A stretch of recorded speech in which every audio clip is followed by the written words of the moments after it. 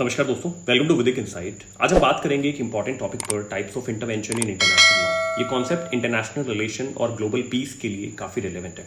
तो चलिए स्टार्ट करते हैं।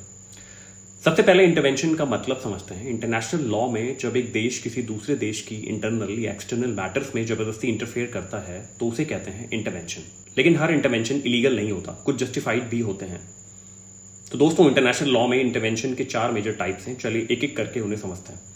सबसे पहला है ह्यूमैनिटेरियन इंटरवेंशन। जब एक कंट्री दूसरे कंट्री में ह्यूमन राइट्स वायलेशन रोकने के लिए इंटरफेयर करती है, जैसे जेनोसाइड या मास किलिंग, उसे ह्यूमैनिटेरियन इंटरवेंशन कहते हैं। उसके बाद आता है मिलिट्री इंटरवेंशन। इसमें मिलिट्री फोर्स का यूज होता है, जैसे टेररिज्म या एग्रेशन को रोकने के लिए। ये यूएन चार्टर के आर्टिकल 51 के अंडर सेल्फ डिफेंस के लिए या सिक्योरिटी काउंसिल की परमिशन से हो सकता है। फॉर एग्जाम्पल 2001 में अफगानिस्तान में यूएस का military intervention. By the way, most of the time ये इलीगल माना जाता है under international laws unless it is used in self defence. Number 3, economic intervention.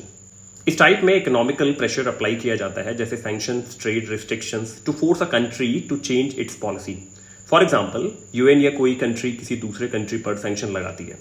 Number 4, political intervention. जब कोई कंट्री या ऑर्गेनाइजेशन दूसरे कंट्री के पॉलिटिकल मैटर्स जैसे इलेक्शंस, गवर्नमेंट पॉलिसीज या लीडरशिप को इन्फ्लुएंस करने की कोशिश करते हैं तो इसे पॉलिटिकल इंटरवेंशन कहते हैं। ये अक्सर नॉन वायलेंट होता है, जैसे डिप्लोमेटिक प्रेशर, प्रोपेगेंडा या किसी पॉलिटिकल पार्टी को फंडिंग देना।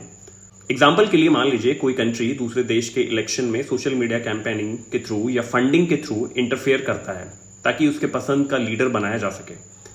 लेकिन ये कॉन्ट्रोवर्शियल है। यूएन चार्टर के आर्टिकल 2 क्लॉज 4 के अकॉर्डिंग किसी कंट्री का इंटरनल अफेयर्स में इंटरफेयर करना उसकी सॉवरेनिटी के अगेंस्ट है। ऐसी और लीगल अपडेट्स के लिए follow Vidhik Insight. Thanks for watching.